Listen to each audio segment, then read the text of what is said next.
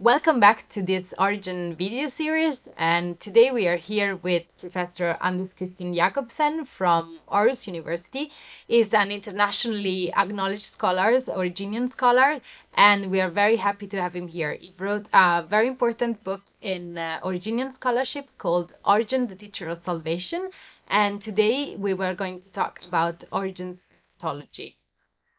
So, Anders Christian, how does Origen envisions the afterlife, and what are his thoughts on how it is going to be, and what is it, this idea that it's very explicit in his text that the end is going to be like the beginning? So this is a big theme which there's much to say about, but I think first one could say that Origen thinks of afterlife as a process and a condition in the end. This condition in the end. The process is these eons coming after the present world, the present eon, which are spans of times or periods where rational beings will grow in rationality, moral, in being like God and like Logos. This is a very, very long process for rational being reach their final tellers, their final goal, where they have unfolded their potential as being created in the image of God. When rational beings reach this position, they will be one with Logos and it's difficult to say how this will be, or it does not really describe clearly in the text we have. But he often says that this final state, this fulfillment, this condition, is a return to the beginning. And there we have maybe a little bit better possibilities to talk about that, since Origen describes that the beginning is God, is God Himself, and in this beginning, the wisdom and the Logos is in God, and God is everything, and then God extrapolates, or say, rational beings out of Himself, first as ideas and thoughts in wisdom, and then as beings, individual beings. But still this is difficult to understand what he really means. But the end, the fulfillment after this long process of growth, will be a return to this original condition where the rational beings are close to God, or in God, maybe in. And what about one person's afterlife? How does Origen sees or interprets one single person's afterlife? In this long process, the individual person, being a rational being, will be individual beings growing through these stages, coming closer and closer to its tellers, which is God. And the question, which is again unclear, at least unclear to me, is whether this individuality will last also in the fulfillment, or whether the rational beings in some way will be in God, or God will be in the rational beings, meaning that this individuality will be taken into God Himself. But that's difficult, again, to say what he thinks about this. Yeah, I agree. It's very difficult because we don't really have many texts that talk about this. But you mentioned that there is this idea in Greek, eidos, which is created in the beginning with wisdom and the logos. So, do you think we could interpret the eidos as an individual principle that makes the rational intelligence, that single rational intelligence, an identity of sorts that is constant throughout the eons. Yeah, that's definitely so. That throughout all the eons, this ethos or logos, this principle of rationality in each individual being, makes this being identical, the same through all these eons, all these spans of time. But to me, the difficult question is to say whether this ethos will still also, when time ends, Yeah. be individual friendship. And that's very, very speculative. Yeah. And we don't really have anything in the text we have, but there might have been texts which already wrote, which now disappeared, for example, on the resurrection, or the commentary on Genesis, where he had developed these things. Seems that he was being criticized for having such ideas about every every all duality being summed up in God. So he seems to be criticized for ideas like this. So it might signalize that he wrote something like that in text which are now disappeared. But for us it's difficult or impossible to conclude on that. There is especially one passage in Methodius' accusation against Origen that specifically talks about the Eidos, but it's very small fragment. So you're totally right. It's a pity we have lost this text of Origen. And what about speaking of the accusations that were moved against Origen? Some claim that Origen believed in the transmigrations of souls and even the reincarnations of souls. What's your take on this? Yeah, I think it's a bit misplaced to use this terminology on Origen. I think he was accused for that already in his own time, because somebody thought he was repeating the Platonic ideas of reincarnation, but he himself rejects uh, that, and I think he rejects it because he understands this transmigration in a very different way. He always emphasizes that this principle of individuality, the idos, the logos in the individual beings, saying that it's always the same being, just uh, adopting other bodily forms, all kinds of material consistency, or how you can pronounce it.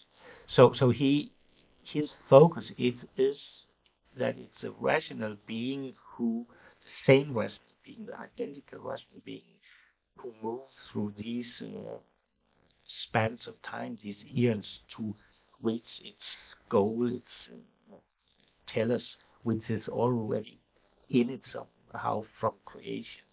Of so it's not something like soul taking another fleshly body or changing identity or something. It's always the same rational being in a long, continuous process towards their fulfillment. Talking about this fulfillment, it's often described by Origen as being like God. Sometimes scholars have used the term deification to express this concept of being like God. What do you think Origen means? What Origen means with being like God is he uses, of course, text from Genesis. God created human beings in his image and likeness.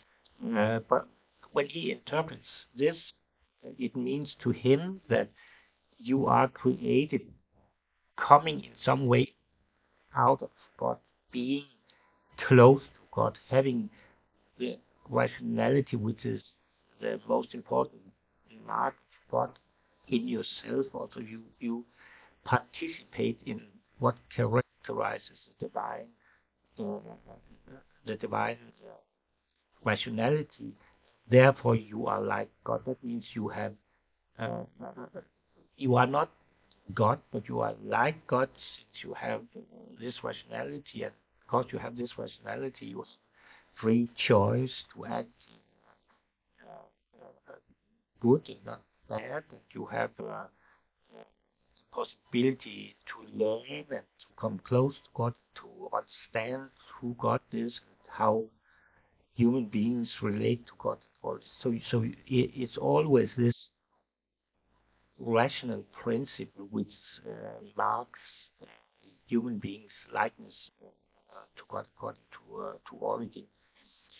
Um, so whether this ends up in deification, Origen does not really use this word as it's used later on in the tradition in the Oceans, later on in Eastern Orthodox theology and so on. But he used the idea of being like God.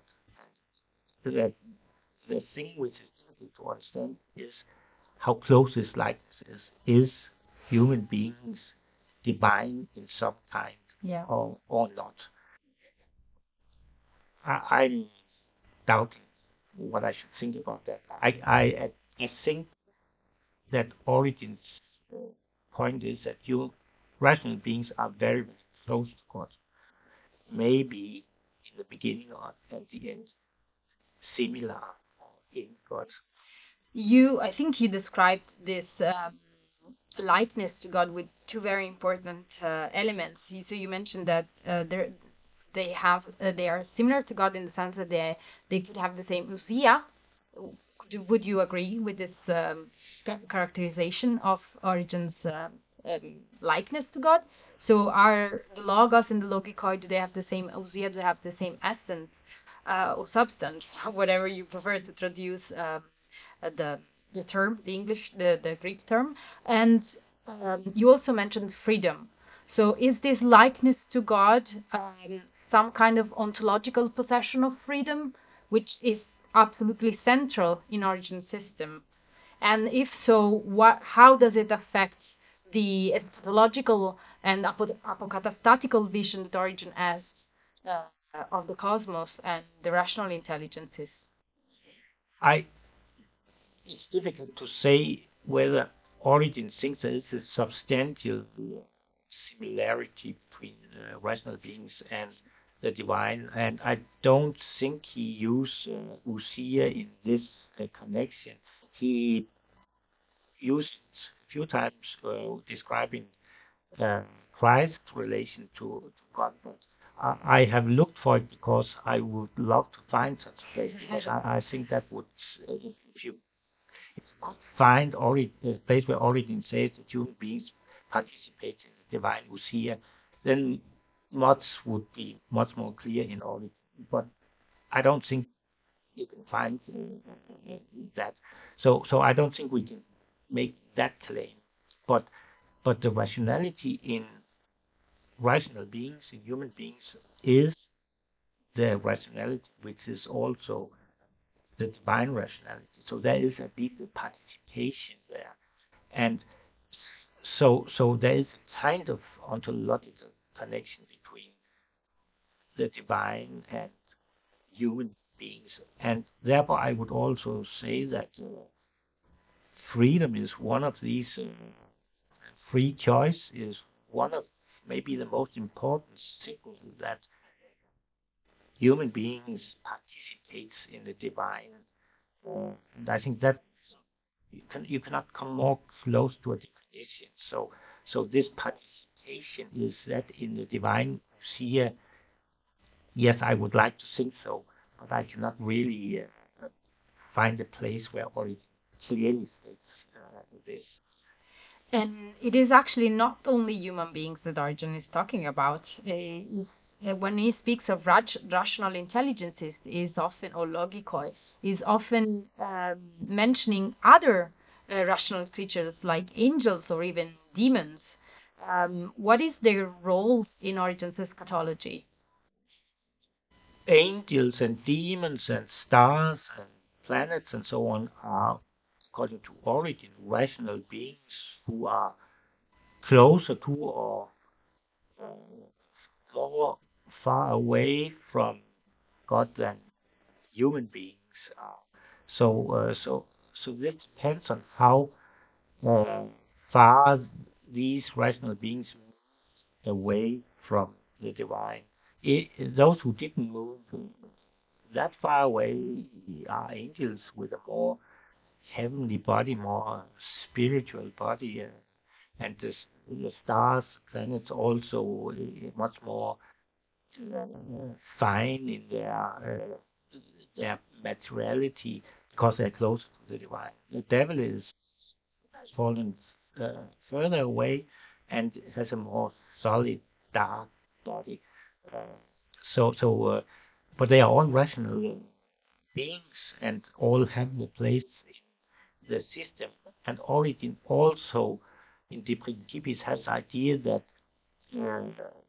that some of these beings moved away from God to be servants for those who fall deep. So in some way, and that's also on here, he thinks that, for example, angels has a function as servants for human beings to help them back on their route to the divine.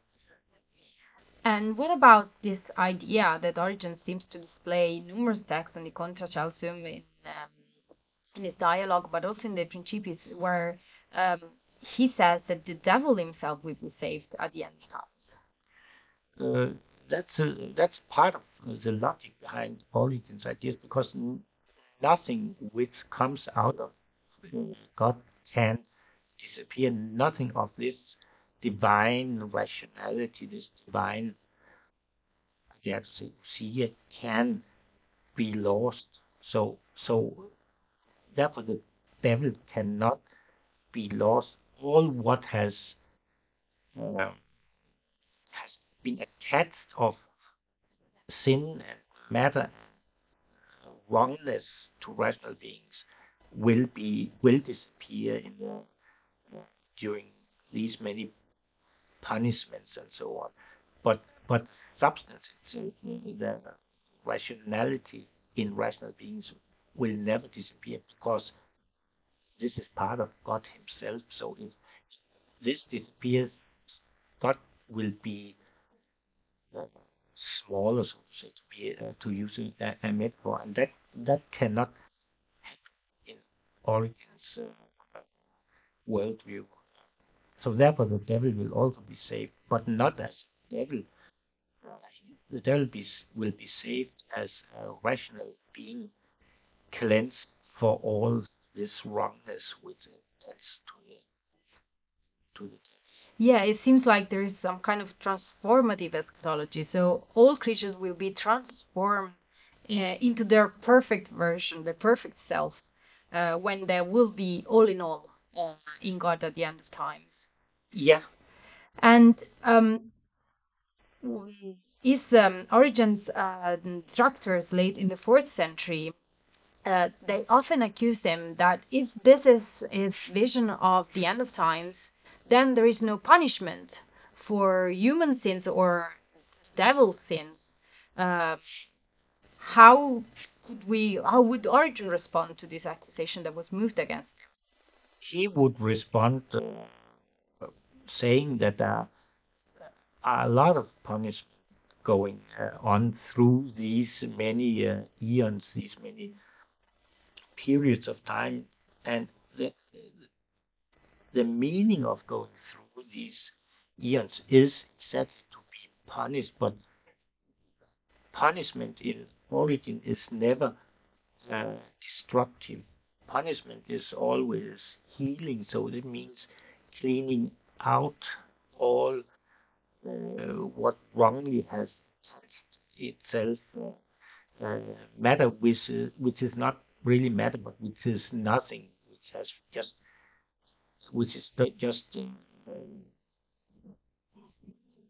using that substance which really is good. That has to be cleaned out, and that happens to punishments of different kinds.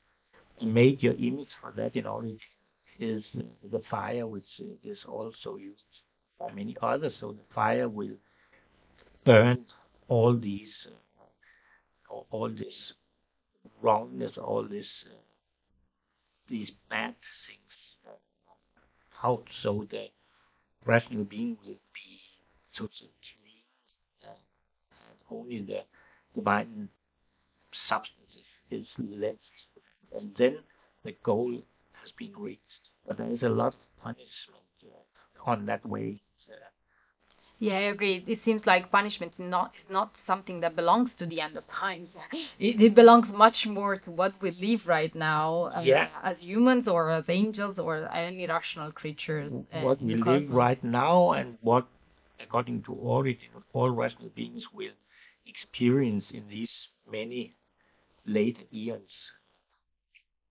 Well, Anders Christian, thank you so very much for participating in this project, and it's been an honor to have you here to talk about the end of times. It was a pleasure to be here. Thank you.